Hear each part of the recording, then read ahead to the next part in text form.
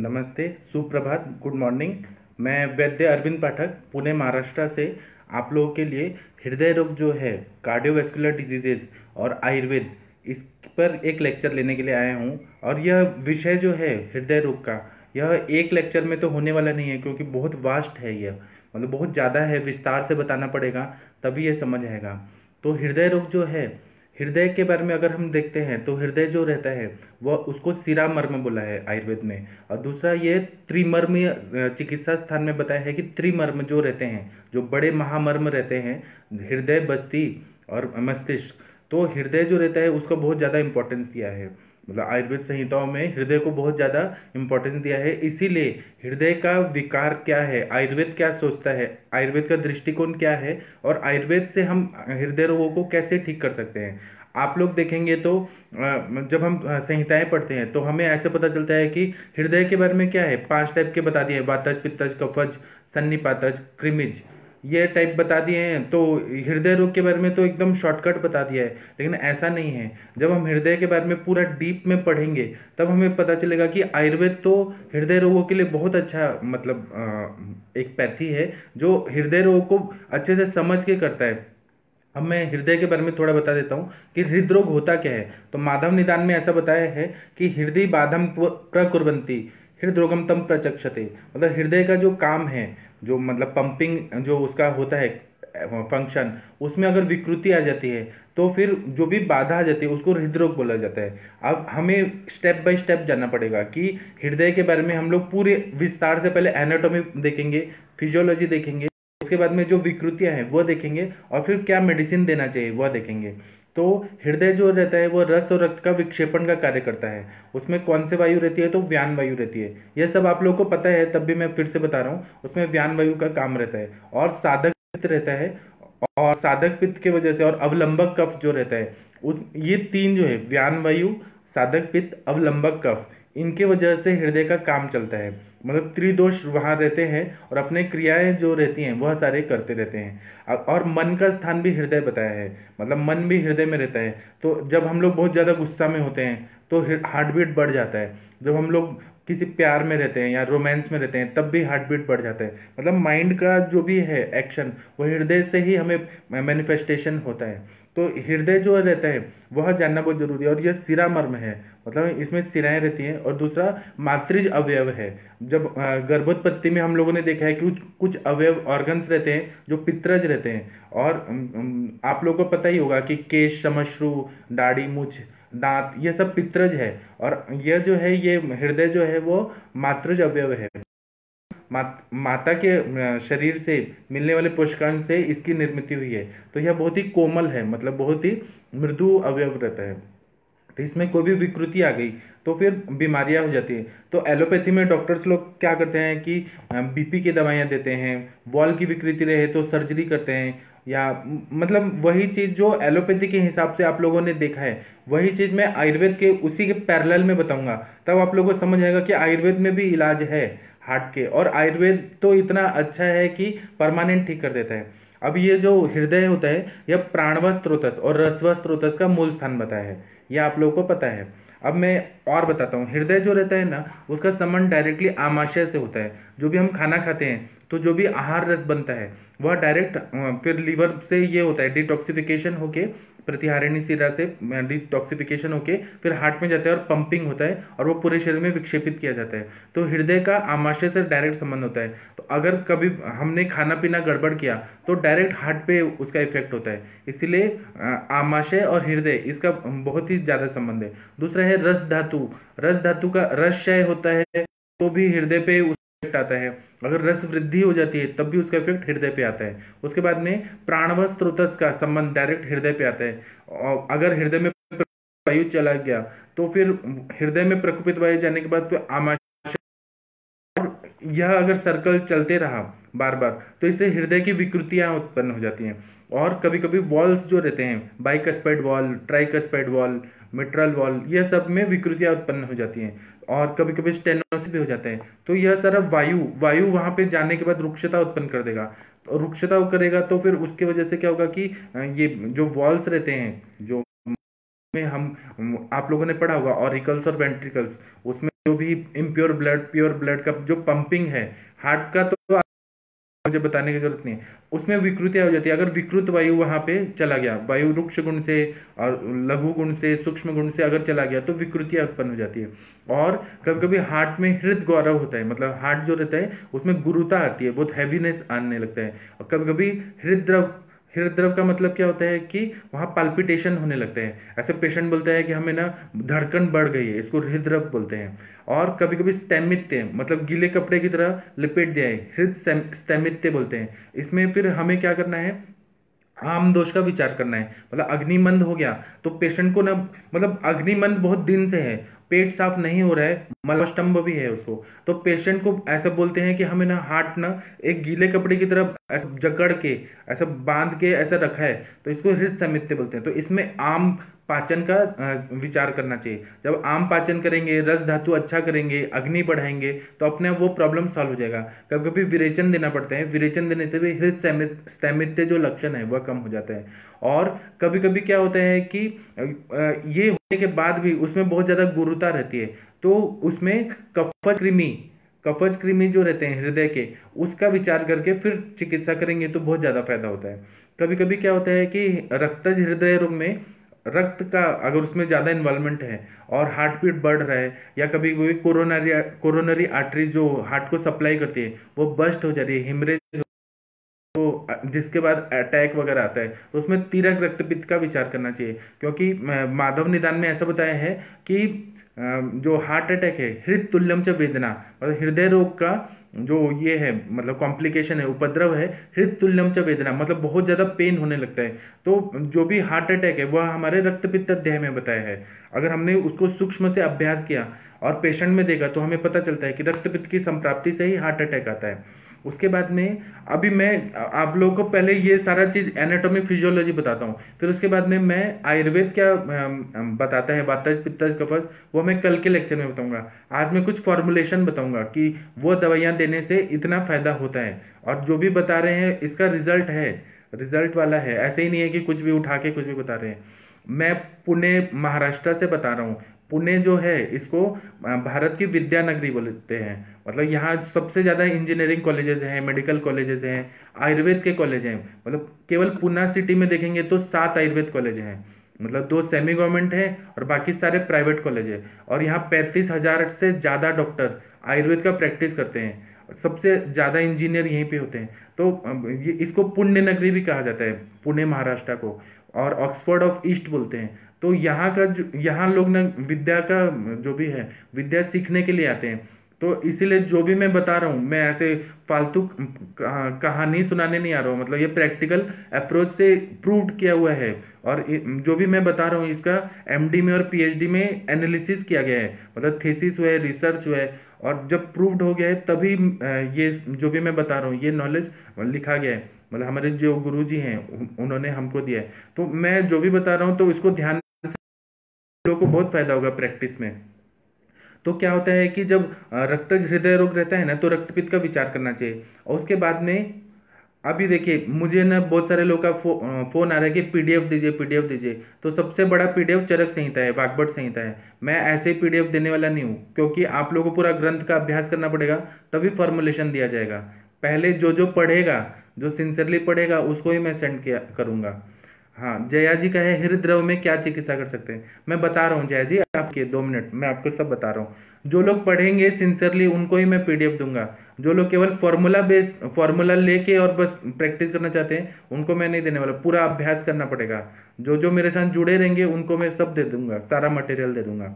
तो फिर क्या होता है कि जब हृदय होता है ना, तो ये एंजाइना पेक्टोरिस या मायोकार्डियल इन्फार्क्शन जब रहता है तो उसमें क्या रहता है, इसी को आयुर्वेद में रक्तज हृदय रोग बोलते हैं। तो इसमें क्या क्या सिम्टम्स रहते हैं, तो पसीना बहुत ज्यादा आता है, मूर्छा बहुत ज्यादा होती है, मतलब अनकॉन्शियसनेस होता है, ववर्णता होती है, मतलब शरीर का रंग जो होता है वो काला पड़ना, इस संन्यास की कोमा की अवस्था होती है, और हृदय होता है, मतलब पाल्पिटेशन बहुत ज्यादा बढ़ जाता है। तो इसमें हमें यह देखना चाहिए कि कौन सा दोष वहां पे संलग्नित है, मतलब बहुत ज्यादा चक्कर आ रहे हैं तो वहां पे या तो पित्त होगा या वायु होगा। अब चक्कर जो भ्रम जो है उसके 2 टाइप रहते हैं। अब फिर से देखिए डॉक्टर हरजीत सिंह का है कि please send me PDF, PDF मैं उन्हीं को दूंगा जो लोग मेरा पूरा पढ़ाई में पूरा ध्यान देंगे, जो मैं बता रहा हूँ वो सुनेंगे, उसके बाद में मैं कुछ दिन देखूंगा, उनको ही मैं पीडीएफ देने वाला हूँ, सबको नहीं दूंगा। उसका मिसयूज नहीं होना चाहिए, वो नॉलेज है। तो फिर मैं जो बता रहा था कि ये जो दोष का इन्वॉल्वमेंट होता है हृदय रोग में, उस हिसाब से देखना चाहिए। भ्रम जो रहता है वो दो टाइप का रहता है। शारंगधर संहिता में बताया है कि पित्त वाला जो रहेगा उसमें इंसान को पूरी दुनिया घूम रही है और वो अकेले स्थिर है, ऐसा भ्रम होता है। और जो वायु वाला रहता है उसमें वह घूम रहा है और पूरी दुनिया स्टेबल है। इस तरह से हम मैं मोबाइल नंबर आपको ये वॉल पे दे दूंगा, अभी डिस्टर्ब मत करिए, मैं अभी पूरा पढ़ा लूंगा, बाद में आपको जो भी क्वेरीज है मैं वॉल पे लिखूंगा।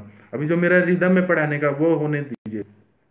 उसी के बाद में हृदय रोग जब रहते हैं तो हमें ना, जो मैंने बताया भ्रम जो रहता है वो पित्तज है कि वातज है, उस हिसाब से हमें चिकित्सा देनी पड़ती है। उसके बाद में हृदय रोग रहते हैं, कार्डियोवैस्कुलर डिजीजेज रहते हैं, तो आयुर्वेद से अगर देखेंगे तो हमें इसमें रस धातु का पहले विचार करना चाहिए कि रस धातु का कोई विकृति है क्या, रस प्रदोषज विकार है कि नहीं। रस प्रदोषज विकार जो चरक चिकित्सा में है, चरक सूत्र स्थान में है कि अश्रद्धा, आस्य वैरस्य, अनन्नाभिलाषा, अविपाक, ये सारे सिम्टम है कि नहीं, उस हिसाब से फिर हृदय रोग का हमें डायग्नोज करना चाहिए। फिर दूसरा है कि मन, माइंड कैसा है, मतलब सात्विक है कि राजसिक है कि तामसिक है, डिप्रेस्ड है कि एंग्जाइटी में है। जैसा हमारा माइंड रहेगा उसका उसका इफेक्ट हार्ट पे पड़ता है। अगर हमारा माइंड अच्छा रहेगा तो फिर हार्ट का भी जो रिदम है, फंक्शन है, वो एकदम फिजियोलॉजी उसका अच्छा रहेगा। अगर माइंड बहुत विकृत है, डिप्रेस्ड है, तो फिर हार्ट डिजीजेस होने का बहुत चांसेस रहता है। आप लोगों ने देखा होगा कि लोग टीवी का मैच देख रहे हैं, इंडिया पाकिस्तान का मैच देख रहे हैं, और इंडिया अगर हार जाती है तो लोग इतना घबरा जाते हैं, इतना टेंशन में आते हैं कि तुरंत ही हार्ट अटैक आके मृत्यु हो जाती है। या कभी कभी शेयर मार्केट में पैसा डूब गया, शेयर मार्केट डाउन हुआ, तो लोगों को हार्ट अटैक आ जाता है, वह दुख बर्दाश्त नहीं कर सकते। मतलब इसमें माइंड का रोल रहता है। माइंड और हार्ट इनका बहुत ज़्यादा मतलब ये समवायी कारण से संबंध रहता है। इसीलिए ना हमें ना मन को अच्छा रखना, ये काउंसलिंग करना या मन पे काम करने वाली दवाइयाँ, यह देखना बहुत जरूरी होता है। फिर कभी कभी अजीर्ण होता है, जैसे विदग्धा जीर्ण हो गया। आप लोगों ने देखा होगा कि 3 अवस्था पाक होती है खाना खाने के टाइम पे। तो एक पहली क्या होती है, मधुर अवस्था पाक होती है। दूसरी क्या होती है, अम्ल अवस्था पाक होती है। तीसरी क्या होती है, कटु अवस्था पाक होती है। और अगर अजीर्ण हुआ, मधुर अवस्था पाक अगर विकृत हुआ तो क्या होगा, आमाजीर्ण होगा। फिर अम्ल अवस्था पाक अगर विकृत हुआ तो क्या होगा, विदग्धा जीर्ण होगा। अगर कटु अवस्था पाक विकृत हुआ तो क्या होगा, विष्टब्धा जीर्ण होगा।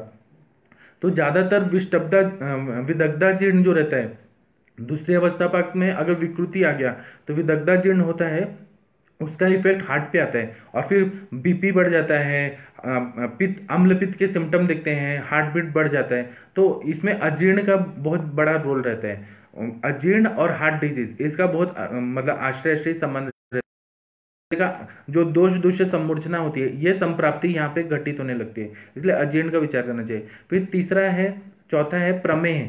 प्रमेह जो रहता है, मतलब 20 प्रकार के प्रमेह बताए हैं, तो प्रमेह रोग का इफेक्ट हार्ट पे जरूर पड़ता है। डायबिटीज मेलाइटस आप लोगों ने देखा होगा, मधुमेह जो हमारा वातज प्रकार है, असाध्य प्रकार है, और साइलेंट किलर डिजीज बताएं। तो जिनको बीपी रहता है, जिनको मतलब आप लोगों ने देखा होगा कि जिनको डायबिटीज मेलाइटस है, मधुमेह बीमारी है, उनको हार्ट की डिजीजेस होती ही होती हैं ज्यादातर। या मैं 100% नहीं बोल रहा हूँ, लेकिन ज्यादातर होती हैं। या हार्ट की बीमारियां हैं और उनको डायबिटीज मेलाइटस है, ये होता ही होता है। तो ये दोनों बीमारियां रहती हैं, जिनको बीपी है उनको डायबिटीज है, जिनको डायबिटीज है उनको बीपी है। तो हमें ना इसका भी विचार करना चाहिए, क्योंकि प्रमेह रोग जो रहता है उसमें आपने देखा होगा कि आविल मूत्रता, बहुमूत्रता, मतलब गंदा यूरिन आता है और बहुमूत्रता आती है। और उसमें ये जितने भी अपने ये है आप्य धातु हैं, जैसे रस धातु, रक्त धातु, मेद धातु, लसिका, शुक्र, ओज, ये सब की विकृति होती है। 10 दुष्य बताए हैं उसमें और 3 दोष बताए। तो 10 जो जलीय धातु हैं उसकी विकृति होती है। शरीर में क्लेद बहुत ज्यादा बनता है, क्लेद जो है वो बस्ती से और किडनी से फिल्टर पाता, उसकी वजह से बहुत ज्यादा क्लेद रहता है, धातु में शिथिलता रहती है, ओज का नाश रहता है और धातुअग्नि मंद भी रहता है। और मेद धातु का भी बद्ध अबद्ध मेद जो रहता है उसका संघात अच्छे से नहीं हो पाता। तो प्रमेह रोग और हृदय का मतलब, अगर रस धातु अगर विकृत रहेगा और रसवह स्रोत का मूल स्थान हृदय है, तो रस अगर विकृत रहेगा और क्लेद बहुत ज्यादा रहेगा तो हार्ट डिजीज होना ही है, ये तो कॉमन सेंस की बात है। तो इसीलिए प्रमेह का विचार और हृदय रोग का विचार यह करना बहुत जरूरी होता है। उसके बाद में रक्तदाब, अगर हाइपर टेंशन का प्रॉब्लम है, मतलब बीपी बहुत ज्यादा है, तो उसका इफेक्ट हार्ट पे पड़ता है, क्योंकि हार्ट को पंप ज्यादा करना पड़ता है। या रक्तदाब कम रहेगा तो फिर ब्रेडिकार्डिया होगा, लो बीपी का सिम्टम रहेगा, और कंजेस्टिव हार्ट फेलियर, मतलब जो हार्ट है उसका पंपिंग अच्छा नहीं हो पाएगा, वो प्रॉब्लम हो सकती है। Left ventricular failure, left ventricle जो होता है वो डायलेट हो जाता है और उससे भी पंपिंग जो भी है उसकी वह अच्छे से नहीं हो पाती है। इसीलिए हमें रक्तदाब जो रहता है उसका विचार और हृदय रोग इस पे करना बहुत जरूरी होता है। फिर उसके बाद में मानसिक विकृति, कभी कभी क्या होता है कि पेशेंट जो रहते हैं उसको मूड स्विंग होता है, पैरानॉइड डिसऑर्डर रहते हैं, सिजोफ्रेनिया रहता है, या अति क्रोध की प्रवृत्ति रहती है। कोई कोई लोगों को झगड़ा लड़ाई बहुत पसंद होता है, खाना खाने के लिए बैठेंगे और झगड़ा लड़ाई करेंगे। तो ये जो मानसिक विकृतियां होती हैं, काम क्रोध शोभ लोभ, काम क्रोध शोक, लोभ मोह मत्सर, ये जितना भी है ना, यह सब माइंड का जो भी इफेक्ट है उसका हार्ट पे बहुत ज्यादा डायरेक्ट इफेक्ट होता है। तो इसका भी विचार हमें हृदय रोग, अभी कोई भी हार्ट पेशेंट आ रहा है हमारे पास इलाज करने के लिए, तो हमें ये सारी चीज पैरामीटर्स देखने चाहिए कि रस धातु उसका कैसा है, उसका माइंड कैसा है, उसका अजीर्ण कैसा है, मतलब अग्निमंद है कि नहीं, अजीर्णावस्था आ रही है कि नहीं, उसके बाद में उसका डायबिटीज का कैसा सिम्टम है, फिर उसके बाद में हाइपरटेंशन और मतलब बीपी का प्रॉब्लम है कि नहीं, फिर मानसिक विकृतियां कितनी हैं। ये सब का जब हम विचार करके हृदय रोग का चिकित्सा करने के लिए आएंगे तो बहुत ज्यादा अच्छे से समझ आएगा हमें, और फिर हमारी ट्रीटमेंट जो रहती है वो बहुत ज्यादा इफेक्टिव रहेगी। एलोपैथी में क्या रहेगा, बीपी बढ़ा है तो बीटा ब्लॉकर दे देंगे, कैल्शियम चैनल ब्लॉकर दे देंगे, लेसिक्स दे देंगे, मतलब लूप डायूरेटिक्स दे देंगे, उससे वह टेम्पररी ठीक करते हैं। परमानेंट कभी बीपी का प्रॉब्लम देखा है कभी, मतलब ठीक हुआ है एलोपैथी से? परमानेंट क्योर तो नहीं होता है, लेकिन आयुर्वेद करता है। अगर हमने अच्छे से इसको डायग्नोज कर दिया तो हृदय रोग पूरी तरह से ठीक हो सकता है। उसके बाद में हम चिकित्सा में आते हैं तो कभी कभी क्या होता है कि हृदय रोग के साथ में प्रमेह रोग भी है और कुष्ठ रोग भी है, तो हमें उसमें डायग्नोज करना चाहिए कि कृमिज हृदय रोग है कि नहीं, उसका भी पहलू से देखना चाहिए। उसके बाद में कृमिज हृदय रोग रहेगा तो क्या क्या रहेगा, तो उसमें ऐसा लगेगा कि जैसे कुछ तो काट रहे हैं, मतलब जैसे चींटियां काटती हैं उस तरह का पेन होने लगता है हृदय में, और ऐसा कुछ तो लगता है कि कुछ चल रहा है, तो वह कृमिज हृदय रोग के सिम्टम रहते हैं। या परिकर्तिका रहता है हृदय में, जैसे हमें शुरुआत जो करनी है कृमिज हृदय रोग की, तो उसकी शुरुआत हमें वमन से करनी है, और जो उसका वमन करने के बाद में अंत जब करना है तो कर्म बस्ती, काल बस्ती और योग बस्ती उस हिसाब से डिसाइड करके, और हमें बस्ती वातज हृदय रोग रहेगा तो उसमें ना शूल जो रहेगा, पेन जो रहेगा वो बहुत ज्यादा रहेगा। यह मैं किताब वाला कल पढ़ाऊंगा, जो भी ग्रंथों में है वो मैं कल बताऊंगा। आज मैं आप लोगों को प्रैक्टिशनर के हिसाब से बता रहा हूँ कि हार्ट में अगर पेन ज्यादा हो रहा है तो शूल ज्यादा है तो ये वातज हृदय रोग रहता है। अगर पित्तज हृदय रोग रहेगा तो क्या क्या होगा, तो बर्निंग सेंसेशन होगा, हृदय होगा, पसीना ज्यादा आएगा, और गले में ऐसा लगेगा कि कुछ ऐसे धुआं निकल रहा है, धुमायतन जो बोलते हैं। फिर हार्ट बर्न रहेगा, मतलब एपिगैस्ट्रिक रीजन में बहुत जलन होती रहती है, और कभी कभी मायोकार्डियल इन्फेक्शन में देखेंगे आप लोग, या कभी कभी हिमरेज हो जाता है, मतलब रक्त वाहिनियां फूट जाती हैं, उसमें क्या कोरोनरी आर्टरी जब बस्ट हो जाती है तो ना ऐसे।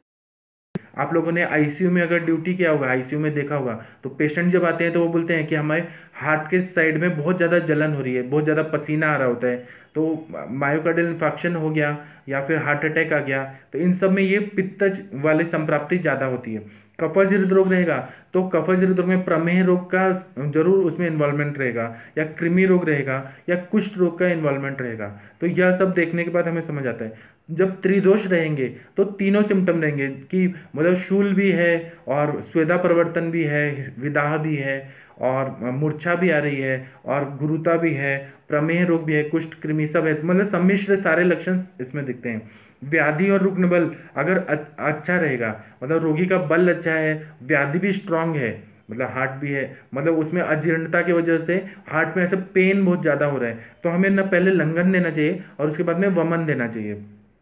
और अभ्यंतर क्या देना चाहिए, तो षड धरण चूर्ण की योजना करनी चाहिए। और हमें पेशेंट को क्या करना है कि पेशेंट को बोलना है कि आप ना 7 दिन तक दूध और चावल यही खा के रहिए, तो फिर ना हार्ट का डिजीज जल्दी रिकवरी होने लगता है, क्योंकि जो दूध है और चावल है वो रस धातु को तर्पण का कार्य करता है, जीवन का कार्य करता है। तो इसलिए दूध और चावल खा के ही रखना है, और फिर उसके बाद में हृदय रोग की चिकित्सा करनी है। और लंघन जो है वह कोशिश करें कि 3 दिन तक मैक्सिमम उसको लंघन कराना है। इससे क्या होगा कि हृदय रोग को ठीक करने में हमें आसानी होगी। मैं अभी जो भी बता रहा हूँ ये सारा अनुभूत योग है, मतलब जो भी मेडिसिन मैं बताऊंगा यह आप लोग अगर प्रैक्टिस में देंगे, लेकिन ऐसे ही नहीं है कि आप ब्लाइंडली दे देना है कि हार्ट का पेशेंट आ गया, अर्जुन शीरपाक दे दिया, अर्जुन आरेश दे दिया तो ठीक हो जाएगा, ऐसा नहीं है। पूरा समझ के मैंने जो बताया कि रस धातु देखना है, मन देखना है, अजीर्ण देखना है, मानसिक विकृति देखना है, प्रमेय देखना है, यह सब देख के फिर योजना करनी पड़ती है, युक्ति करना पड़ता है। रक्तवाहिनी अगर ना फूट जाती है, कभी कभी क्या होता है कि बस्ट हो जाती है रक्तवाहिनियाँ, और ऐसे हमें दिखता है, जो हम एंजियोग्राफी करते हैं उसमें हमें दिखता है कि रक्तवाहिनियाँ वीक हो गई हैं, उनकी जो ट्यूनिका इंटरना एक्सटर्ना मीडिया जो भी है उसके वॉल्व वो विकृत हो रहे हैं कोरोनरी आर्टरीज के। कोरोनरी आर्टरीज क्या होती हैं, जो हार्ट को ये नरिशमेंट करती है, हार्ट के मसल्स को, कार्डियक मसल्स को रक्त का पोषण करती है। तो अगर वह वीक हो रही हैं और यह बार बार हो रहा है तो एंजियोप्लास्टी करना करते ही है एलोपैथी में, लेकिन वह फिर से ना हो तो इसलिए काकुल्यादि गण बताया है सुश्रुत संहिता में। जो पित्तज जो भी विकृति है और मतलब पित्त से रिलेटेड जितना भी है व्याधियां, उस पे काकुल्यादि गण सुश्रुत संहिता में बताए। तो वह काकुल्यादि गण के सारी वनस्पतियां लानी है और उससे ना घृत सिद्ध करना है और वह देना है। दूसरा, वात पित्त ज्वर जो है उसका जो काढ़ा बताया है वाग्भट संहिता में, वह देने से 100% फायदा होता है। आप लोग 1 मिनट रुके, मैं वात पित्त क्वाथ का जो ये है उसमें क्या क्या है वो मैं बता रहा हूँ। 1 मिनट रुक जाइए, क्योंकि ना आप लोग को ये सब आना बहुत जरूरी है और यह सब बताता नहीं है कोई भी। 49, 1 मिनट रुकिए, क्योंकि आयुर्वेद इतना ज़्यादा है ना, तो इतना डीप में है, हमें सब जानना जरूरी है।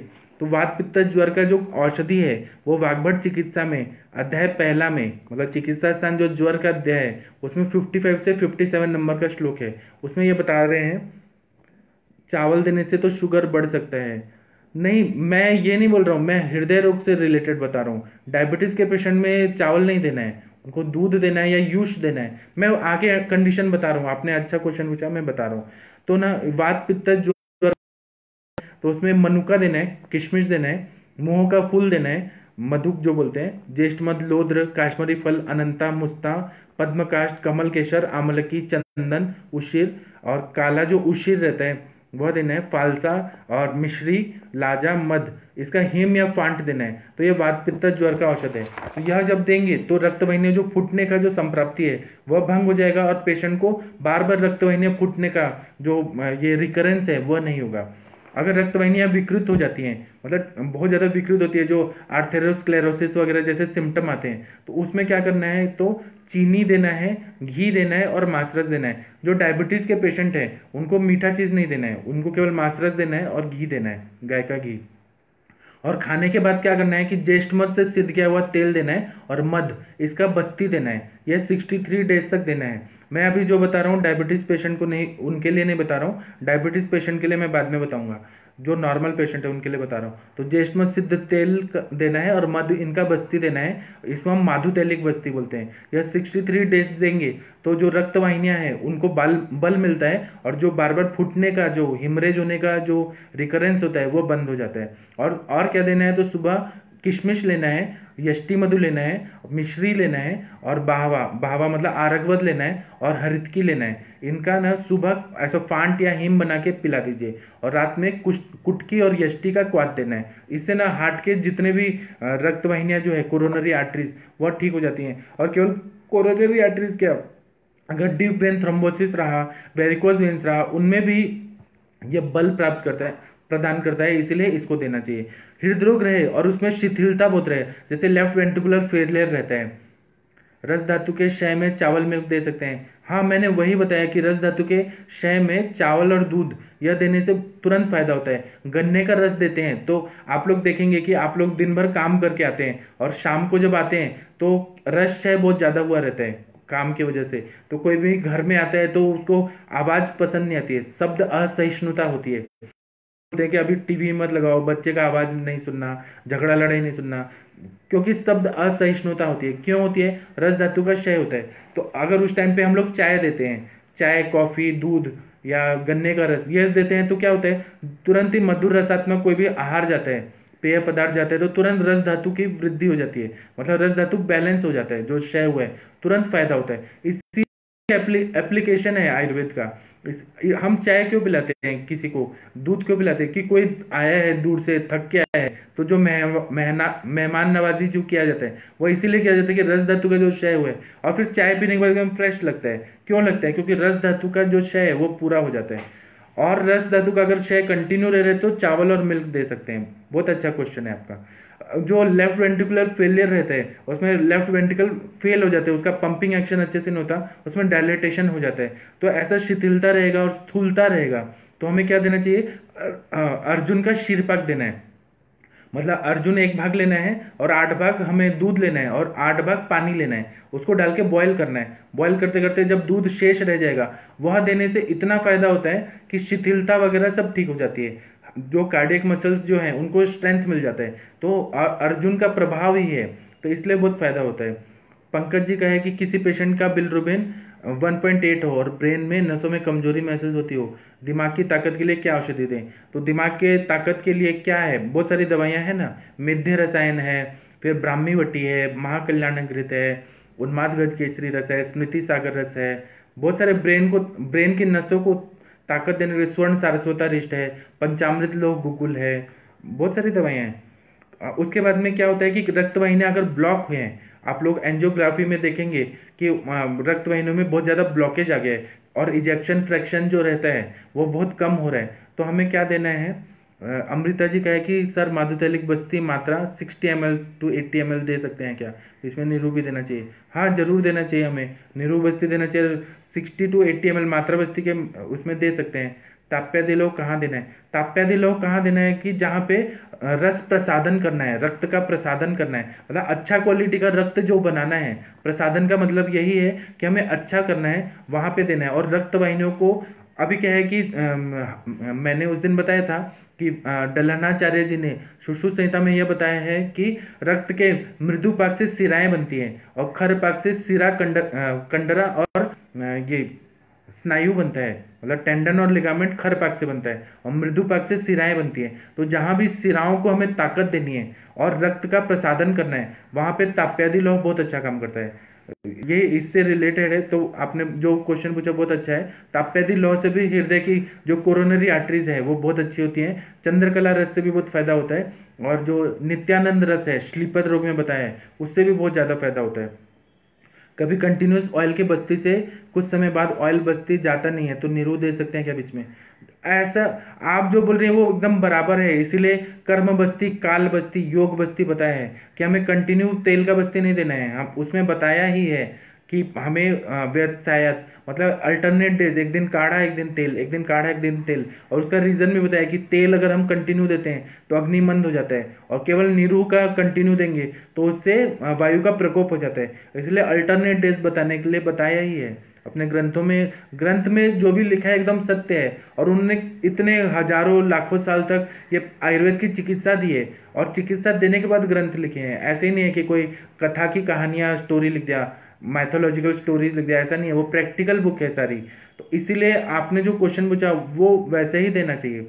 उसके बाद में अगर हार्ट में कोरोनरी आर्टरीज का ब्लॉकेज है तो हमें क्या करना है कि प्रसारणी जो रहती है, गंध प्रसारणी वनस्पति है, वह लेके आना है या उसका चूर्ण लेना है, वो पेट में मतलब ऐसे घोल के पानी के साथ 21 डेज तक देना है। और इसको अनुपान अगर देना है तो 1/4 कप दूध, जो गाय का दूध रहता है उसके साथ में अगर प्रसारणी का रस देंगे, स्वरस देंगे या चूर्ण देंगे तो रक्त वाहिनियों में जितना भी ब्लॉकेज है वह ठीक हो जाता है। या फिर नाग बलामूल या बला नाम की वनस्पति जो है सीडा कॉर्डिफोलिया, उसका ना मूल लेके आना है, या चूर्ण भी मिलता है, उसका शीरपाक बनाना है। शीरपाक कैसे बनेंगे कि 1 भाग पाउडर लेंगे और 8 गुना पानी लेंगे और 8 गुना जल लेंगे, इसको बॉयल करेंगे। बॉयल करते करते जो पानी उड़ जाएगा और केवल दूध रहेगा, वह सुबह और शाम 2 बार बना के देना है। तो नाक बला मूल जो रहता है वो रक्त वाहिनियां जितना भी ब्लॉकेज है उसको ठीक करती हैं। और मैंने अपने आँख से खुद देखा है, मेरे सर के क्लिनिक में पेशेंट आते हैं तो वह जब ये देते हैं, प्रसारणी तेल देते हैं और नाक बला मूल का शीरपाक देते हैं, तो बिना बाईपास सर्जरी किए हुए, बिना एंजियोप्लास्टी किए हुए पेशेंट का ब्लॉकेज पूरी तरह से डिजॉल्व हो जाता है, 100% ठीक होता है। और फिर सर क्या करते हैं कि सर का एक हृदरोग फार्मूला है श्रृंग भस्म वगैरह से, वह हृदरोग फार्मूला कंटिन्यू देते हैं। तो उनको बिना सर्जरी के, मतलब सर्जरी में कराएंगे तो कितना मतलब बढ़ जाता है, मैं बता रहा हूँ विकास जी, बता रहा हूँ। तो उसमें बिना सर्जरी के, क्योंकि एक बार सर्जरी किया, स्टेंट बिठाया, तो फिर वो बार बार होने की संप्राप्ति उसमें रहेगी, तो फिर से हो सकता है। और बीपी की दवाइयाँ हमेशा खानी पड़ती है, खून पतला करने की इकोस्प्रिन वगैरह खानी पड़ती है लाइफ लॉन्ग, और उसके फिर साइड इफेक्ट होते हैं। लेकिन अगर आपने आयुर्वेद की चिकित्सा दिया तो 100% पेशेंट ठीक रहता है बिना सर्जरी के भी। अब किसी ने पूछा है कि इमरजेंसी कंडीशन में हाइपरटेंशन रहा तो आप क्या करिए कि स्वर्ण सुरशेखर जो दवाई आती है, स्वर्ण सुरशेखर लीजिए, हेमगर पोटली रस लीजिए, इसको ना आप समीर पन्नग रस लीजिए, रस सिंदूर लीजिए, इसका ना आप ये नहीं, थोड़ा सा मतलब पीस के और शहद के साथ चाटन दीजिए, सब लिंगुअली अगर चाटन देंगे तो हाइपरटेंशन जो है वो तुरंत कम हो जाता है, ये इमरजेंसी में। या सादा सूद शेकर भी देंगे तो तुरंत बीपी कम कंट्रोल में आ जाता है। आर सिंह का है क्वेश्चन कि हृदय बस्ती के लिए कितना महत्व है हृदय में, मैं बता रहा हूँ उसके लिए। नाक बला मूल किस कंपनी का आता है? नाक बला मूल जो है वो आता नहीं है, मतलब कंपनी नहीं बनाती है, वो मिलता है, या पुणे की बहुत सारी काष्ठ औषधियों की दुकानें हैं वहां पे मिलती है, अवेलेबल है। 100 रुपये किलो आती हैं, या कभी कभी अच्छा क्वालिटी का तो 250 रुपये किलो की आती हैं, तो वो आप मंगवा सकते हैं। या फिर उत्तराखंड में जो ये है कोटद्वार जो है जगह, वहां पे नागबला मूल के बहुत वनस्पति हैं, तो आप ट्रेडर से अगर मंगवाएंगे उत्तराखंड से, देहरादून से, तो आप लोग को मिल जाएगा। हरिद्वार में भी मिलता है। उसके बाद में मैं ये बता रहा था कि अगर कफानुबंध रहा हृदरोग में और ना क्लॉट्स जमा हो गए, गुठली गुठली जमा हो गया, तो उसमें क्या करना है? तो एक सर का फॉर्मूला है, सर ने बहुत पढ़ के और बहुत रिसर्च करके निकाला है, वो मैं आप लोगों को शेयर कर रहा हूँ। तो उसमें पिपली लेना है, इलायची लेना है, बच्चा लेना है, हींग लेना है, सज्जी छार, सेंधव नमक, सौरवटचल नमक, शुंठी और अजमोदा, इनको ना हमें क्या करना है? मिक्स करना है और इसका काढ़ा बना के या चूर्ण को शहद के साथ, इसको व्यानोदान काल में, मतलब खाना खाने के बाद में दही का जो पानी रहता है उसके साथ देने से जो गुठली गुठली जो है क्लॉट्स हार्ट का, वह सारा पूरा ठीक हो जाता है, पूरा डिजॉल्व हो जाता है। और यह मैंने अपने प्रैक्टिस में भी देखा है, मुझे भी रिजल्ट आया है। पंकज जी का क्वेश्चन है कि किस महीने में हम नाग बलामूल निकालें? नाग बलामूल तो पूरे 12 महीने दिखता है ना, ऐसा थोड़ी ना है कि सीजनल है वो नाग बलामूल तो कभी भी मिलता है, वर्ष आप लोग कभी भी निकाल सकते हैं। रोड पे तो कितना मिलता है नाग बलामूल, नाग बलामूल करिए या बला वनस्पति, ये तो मिलता ही है। सर आपके अंडर गाइडेंस में पंचकर्म सीखना हो तो या तो आप इधर आ जाइए, या मैं आप लोगों को लाइव दिखा दूंगा पंचकर्मा। मेरे पास जब वमन के पेशेंट होते हैं वसंत ऋतु में, तो एक साथ में 21-21 पेशेंट एक साथ वमन कर रहे होते हैं, और बस्ती देखना है तो बस्ती दिखा दूंगा, रक्त मोक्षण दिखा दूंगा, सब दिखा दूंगा। और क्या करना है कि अगर हार्ट के जो कोरोनरी आर्टरी में गुठली गुठली हो गया है, ब्लॉकेज हो गया है, कफानुबंध है, कफ के सारे सिम्टम दिख रहे हैं और ब्लॉकेज बहुत ज्यादा है, तो हमें क्या करना है कि दूधी जो रहती है लौकी, वो क्या करती है, तो उसमें क्षारीय मात्रा बहुत ज्यादा होती है। क्षार जो होता है वो क्या करता है कि जितना भी क्लॉट है उसको डिजोल्व करता है। तो हमें क्या करना है कि लौकी का रस 1 कप लेना है, पुदीने का पत्ता जो है वह उसका रस 3 चम्मच निकालना है, और तुलसी का रस 3 चम्मच निकालना है, काली मिर्च 3 डालना है पीस के, जो पिपली चूर्ण है 1/4 चम्मच डालना है, अजवाइन है 1/4 चम्मच डालना है, और इसको सब मिला के और भूखे पेट सुबह के टाइम पे ब्रश करके ये पी लेना है। ये जब करेंगे ना तो जितना भी कफानुबंधी क्लॉट्स रहेगा एकदम ठीक हो जाएगा। अच्छा, पहला वाला अर्चना जी का पहला वाला फॉर्मूला मैं बता रहा हूँ।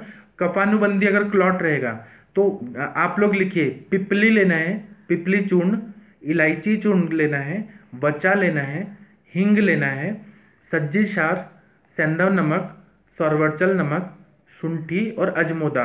इन आप मेरा जो वीडियो है इसको फिर से रिपीट करके आप लोग लिख सकते हैं। तो इसको ना मिक्स करना है, और दही का जो पानी रहता है इसके साथ में, इसके अनुपान के साथ दही का ऊपर का पानी, इसको मिक्स करके सुबह शाम व्यानोदान काल में, मतलब सुबह व्यान का काल रहता है खाना खाने के बाद और शाम का उदान का काल रहता है। इसके साथ में अगर लेंगे तो खाना खाने के बाद तो जितना भी क्लॉट है वो पूरा डिजॉल्व हो जाता है। और मैंने दूसरा फॉर्मूला बताया, तो लौकी का रस लेना है 1 कप, पुदीने का पत्ते का रस 3 चम्मच लेना है, तुलसी का सोरस 3 चम्मच, काली मिर्च 3 लेना है, पिपली 1/4 चम्मच। उसके बाद में प्रसारणी ऑयल की ओरल मात्रा कितनी दे। प्रसारणी ऑयल नहीं मैंने बोला, मैंने तो बोला प्रसारणी का रस निकालना है या प्रसारणी का चूर्ण लेना है। प्रसारणी तेल तो हम लोग इसमें वातरक्त में लगाने के लिए देते हैं, बाह्य मार्ग में जो बहिपरिमार्जन चिकित्सा है वातरक्त में बताया। प्रसारणी ऑयल नहीं लेना है, मैंने प्रसारणी स्वरस बोला। तो यह जो दूधी का जो मैंने बताया, उससे क्या होता है कि जो क्लॉट्स होते हैं वो डिजोल्व हो जाते हैं। भूखे पेट लेने से बहुत फायदा होता है। और रस पे काम करना है, हमें रस धातु को अच्छा करना है। तो मुस्तादी यापन बस्ती बताया, सिद्धि स्थान में देखेंगे यापना सिद्धि अध्याय है, उसमें मुस्तादी यापन बस्ती है।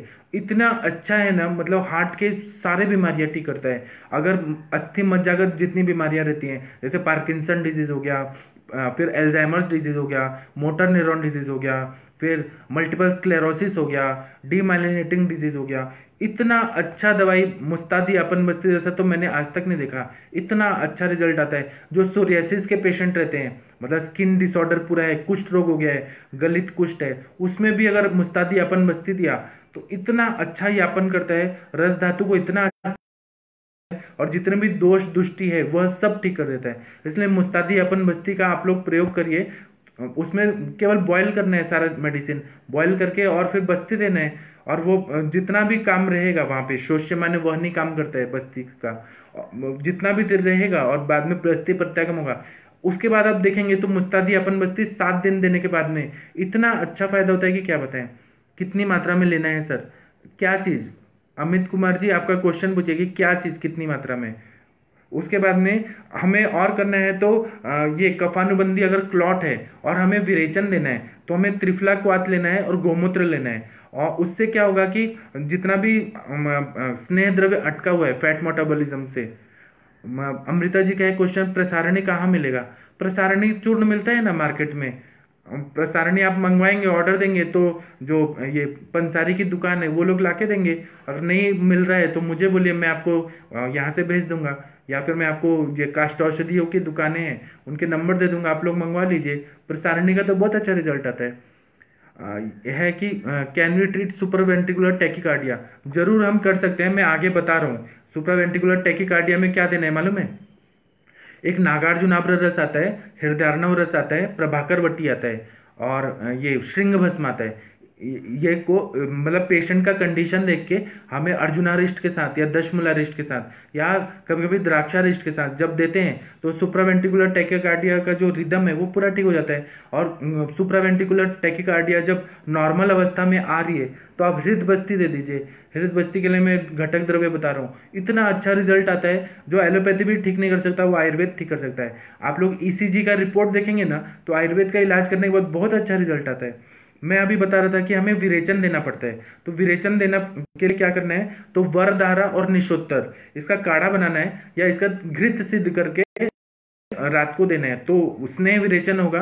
और उससे ना जो फैट मेटाबॉलिज्म के वजह से हार्ट डिजीज हो गया है या आर्थेरोस्क्लेरोसिस हो रहा है, मतलब वहां पे आप लोगों को आर्थेरोस्क्लेरोसिस मालूम होगा, आर्टेरियोस्क्लेरोसिस, वो जो भी हो रहा है वह संप्राप्ति भंग हो जाती है, तो इसमें विरेचन देना है। कभी कभी क्या होता है, पेशेंट आते हैं और उनका लिपिड प्रोफाइल में सारे वैल्यूज बढ़े रहते हैं, कोलेस्ट्रॉल बढ़ा होता है, फिर उसके बाद में एलडीएल का वैल्यू बढ़ा होता है और एचडीएल इम्बैलेंस होता है। लिपिड प्रोफाइल का जब रहेगा तो हमें विरेचन देना चाहिए। और क्या क्या दे सकते हैं, अगर लिपिड प्रोफाइल इम्बैलेंस रहा, कोलेस्ट्रॉल बढ़ा रहा, तो हमें क्या देना है, तो ये मेदोहर गुगुल, मेदोपाचक, मेदोपाचक मैंने बताया था आप लोगों को कल, मेदोपाचक दे सकते हैं, कांचनार गुगुल दे सकते हैं, लेखन्य गण का काढ़ा दे सकते हैं, आरोग्यवर्धिनी दे सकते हैं, चंद्रप्रभा वटी दे सकते हैं।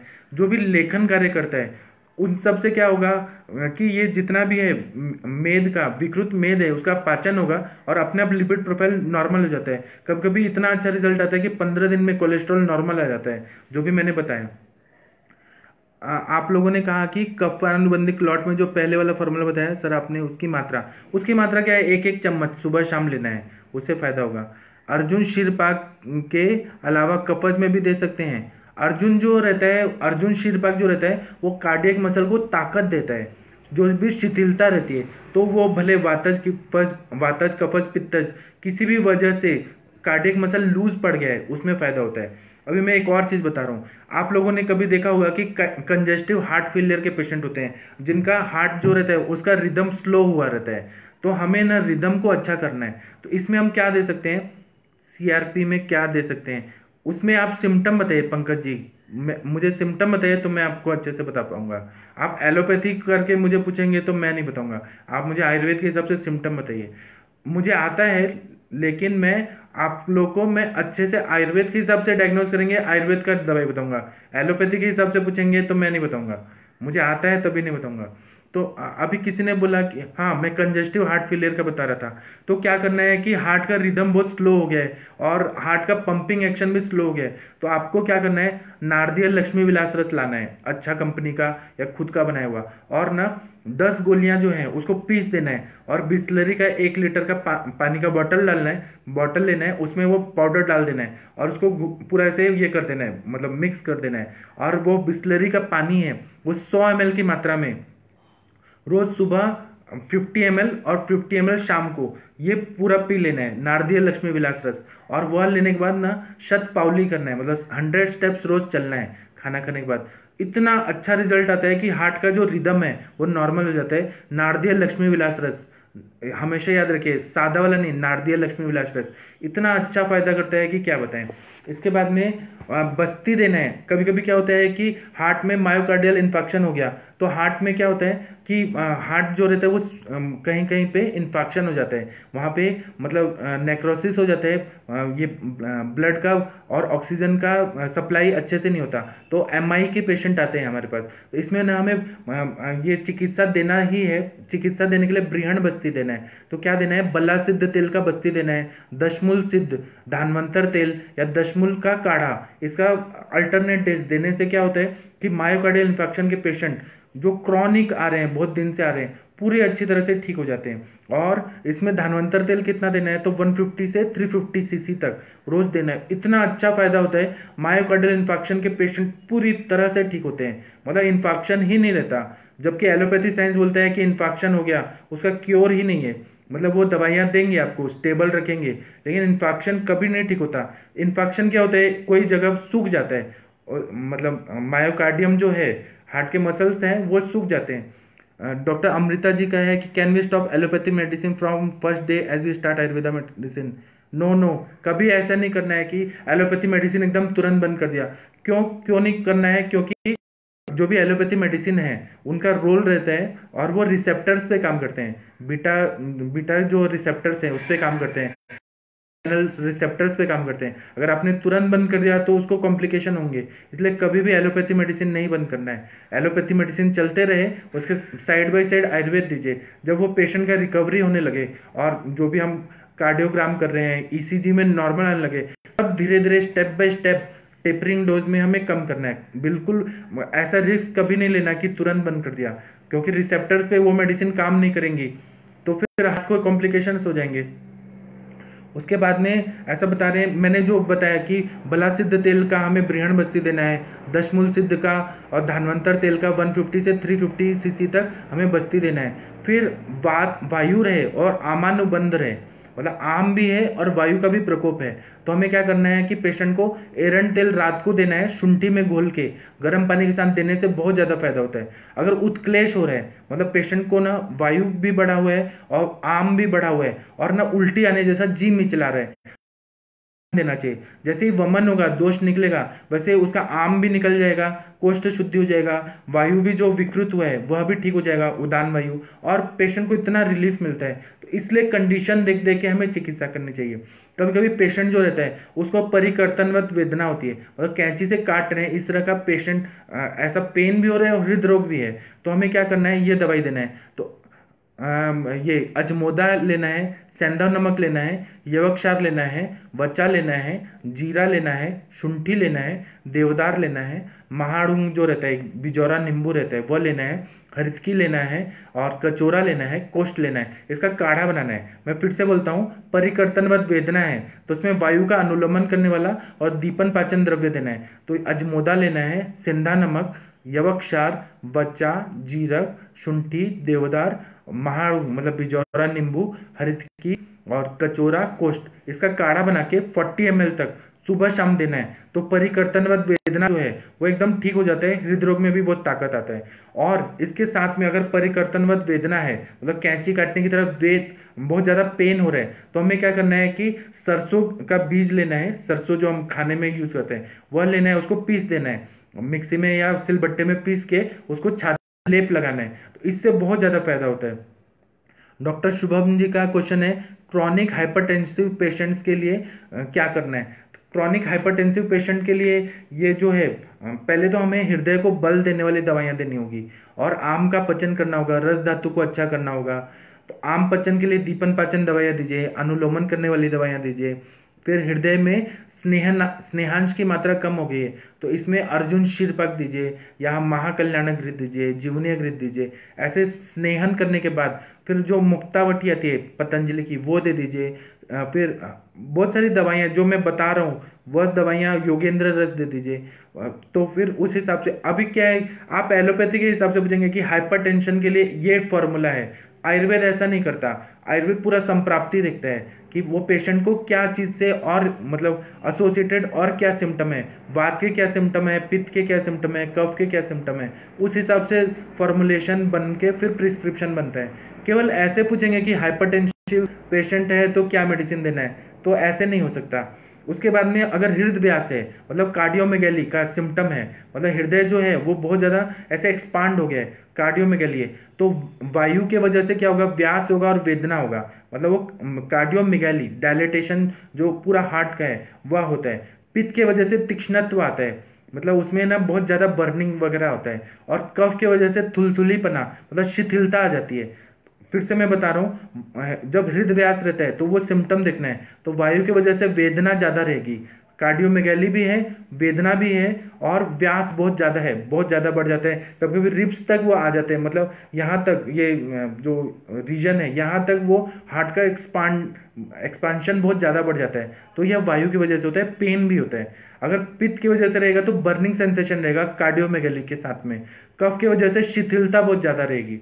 तो हमें क्या दवाई देना है, तो हृदय व्यास के लिए एक तो बस्ती चिकित्सा मैंने जो बताई थी, बला सिद्ध तेल का, शुद्ध बला तेल का, शीर बला तेल का बस्ती देना है, दशमूल काढ़े का निरूह देना है, इससे भी कार्डियोमेगैली ठीक होता है। दूसरा, इंटरनल मेडिसिन में हरितकी दे दीजिए, शुंठी दे दीजिए, अतिविषा दे दीजिए, देवदार, कटफल, इन सबको मिक्स करना है। मैं फिर से बोलता हूँ, हरितकी, शुंठी, अतिविषा, देवदार, कटफल, ये सारी संहिताओं से निकाला हुआ है, संहिताओं का निचोड़ बनाना है और सुबह शाम देना है। और अगर वात के और कफ के लक्षण भी आ रहे हैं, जैसे सर्दी खांसी वगैरह भी हो रहा है, तो हमें क्या करना है, श्वास कुठार रस 125 उसको ना ऐसे पीस के और इस दवाई के साथ में देना है, तो बहुत ज्यादा फायदा हो जाता है।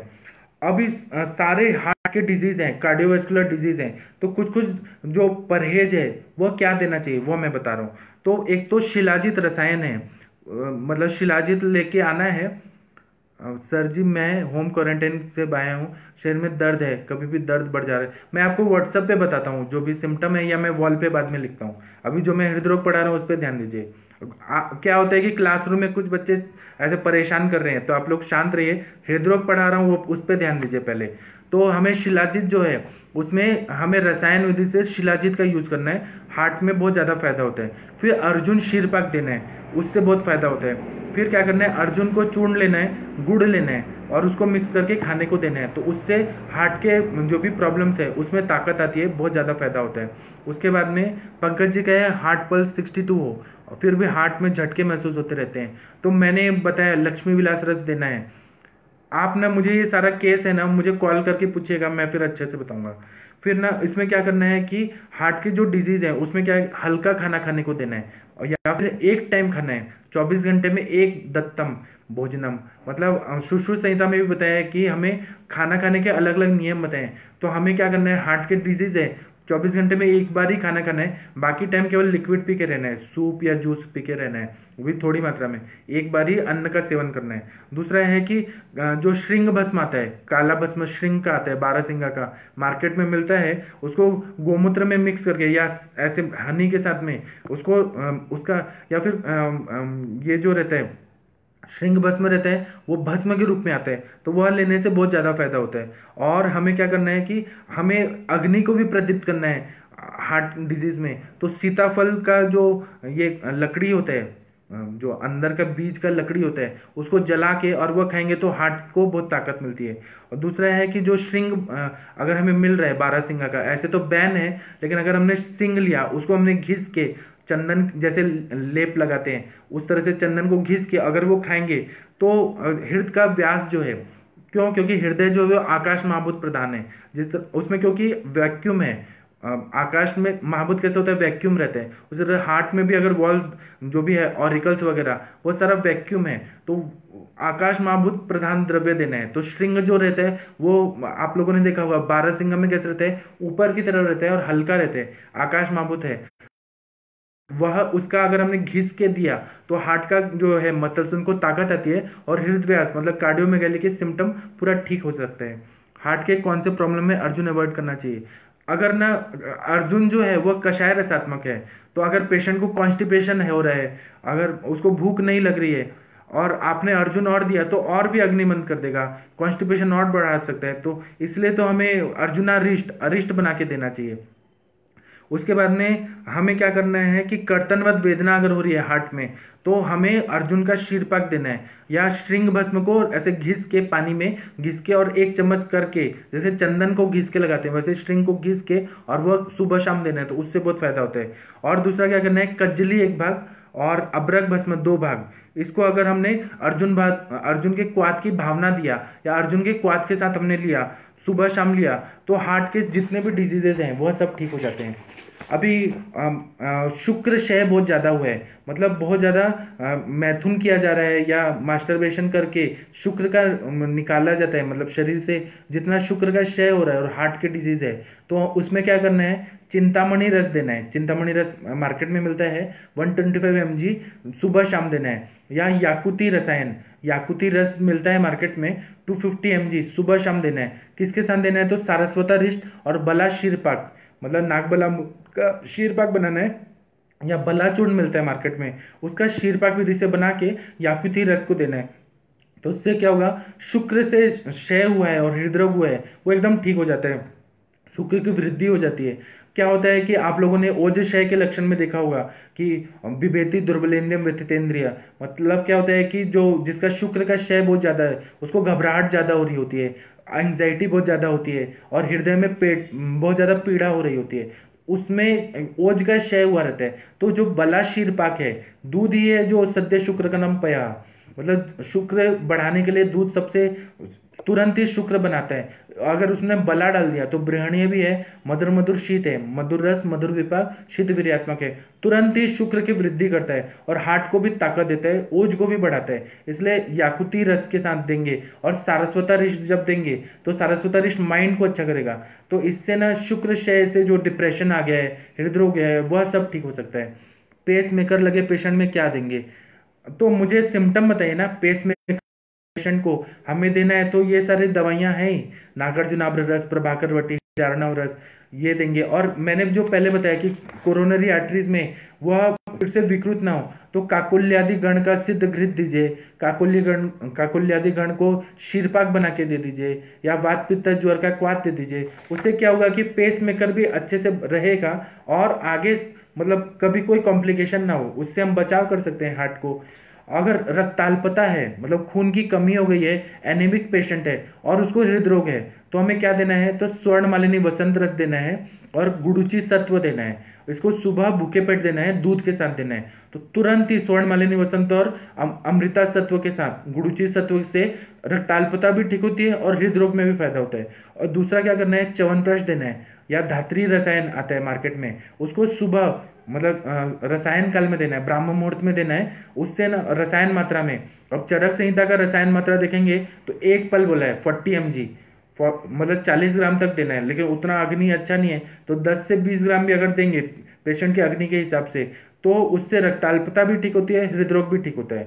और रोज रात को त्रिफला चूर्ण लेना है 4 चम्मच, और लौह भस्म 1/8 चम्मच, मतलब लौह भस्म जो रहेगा मतलब 1/8 चम्मच जो टीस्पून रहेगा उतना, और त्रिफला चूर्ण 4 चम्मच के साथ मिक्स करके रोज देना है। तो उससे रक्ताल्पता जो है, लौह भस्म तो आप लोगों को पता ही होगा कि एनीमिया में बहुत ज्यादा फायदा करता है। अमृता जी का क्वेश्चन है कि नारदेय लक्ष्मी विलास के पानी कितने दिन दें। यह कभी कभी 3 महीना देना पड़ता है, कभी कभी 6 महीना देना पड़ता है, कभी कभी 1.5 साल देना पड़ता है। पेशेंट का कंडीशन क्या है उस हिसाब से। ये आयुर्वेद है, एलोपैथी नहीं है। उसमें ऐसा नहीं है कि हम लोग इसमें क्या है, पुरुषम पुरुषम विक्षम, दुष्य देश काल बल, मतलब हर पुरुष हर पेशेंट अलग होता है। हमें पूरी संप्राप्ति समझनी पड़ती है, और उसमें अग्नि कैसा है, बल कैसा है, प्रकृति कैसा है, दोषों का अनुबंध कैसा है, व्याधि कितना है, ये सारा चीज सोच के फिर हमें दवाई देना पड़ता है। ऐसे ही मैं ऐसे कैसे बता दूं कि कितने दिन देना है, हमें पेशेंट का कंडीशन के हिसाब से देना पड़ता है। फिर मैं एक और बता के फिर मैं लेक्चर बंद करता हूँ। अगर रक्ताल्पता है और प्रमेह रोग भी है और हृदरोग भी है, मतलब डायबिटीज भी है, हृदरोग भी है और खून की भी कमी है, तो हमें क्या करना है, वसंत कुसमाकर रस लेना है, और गीला हुआ जो हल्दी होता है, या हल्दी लेके आइए फ्रेश, और उसको पीस के और उसका फांट देना है, मतलब गर्म पानी में वसंत कुसमाकर डाल दीजिए 1 गोली, और उसको पीस के और हल्दी डाल दीजिए और उसका फांट बना के पियेंगे। तो क्या फायदा होगा कि रक्ताल्पता जो है, खून की कमी है, वह ठीक हो जाएगा। फिर उसके बाद में प्रमेह रोग में बहुत फायदा करेगा, शुगर लेवल नॉर्मल हो जाएगा, या डायबिटीज रिलेटेड जो कॉम्प्लिकेशन है, जैसे रेटिनोपैथी है, मैकुलोपैथी है, डायबिटिक नेफ्राइटिस है, मतलब जो किडनी फेलियर है, या फिर गैंग्रीन हुआ है, या फिर जो भी कॉम्प्लिकेशन है, वह सारा वसंत कुसमाकर रस और हल्दी का फांट से बहुत अच्छा फायदा होता है, और हृदरोग में भी फायदा होता है। गोविंद जी का क्वेश्चन है कि बीपी 220/120 है, हाइपरटेंसिव है, और पेशेंट को फिट्स भी आते हैं, अपस्मार भी है, और नेजल ब्लीडिंग हो रही है, 3 बार नेजल ब्लीडिंग हो चुका है। तो यह तो रक्तपित्त की संप्राप्ति है ना, एकदम इंडिकेट हो रहा है कि रक्तपित्त की संप्राप्ति है।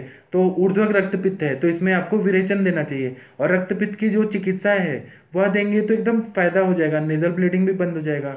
आप मुझे कॉल करिएगा, मैं अच्छे से इसका प्रिस्क्रिप्शन बताऊंगा। वसंत कुसमाकर रस जो है ना, वह 1-1 गोली मैक्सिमम देते हैं हम लोग। स्वर्णकल्प है तो 1 गोली देने से फायदा हो जाता है।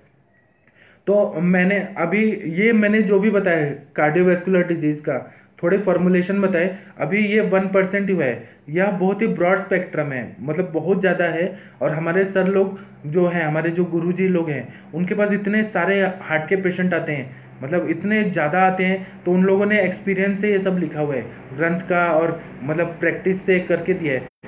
1% ही अभी बताया, अभी मुझे पूरा बुक बताना है आपको कार्डियक डिजीज पे। मैं कल के लेक्चर में फिर आगे कंटिन्यू करूंगा, और अगर मेरे बताने में कुछ आप लोग को समझ नहीं आ रहा है तो आप लोग मुझे कॉल करिए, मैं अच्छे से और अच्छे से बता पाऊंगा।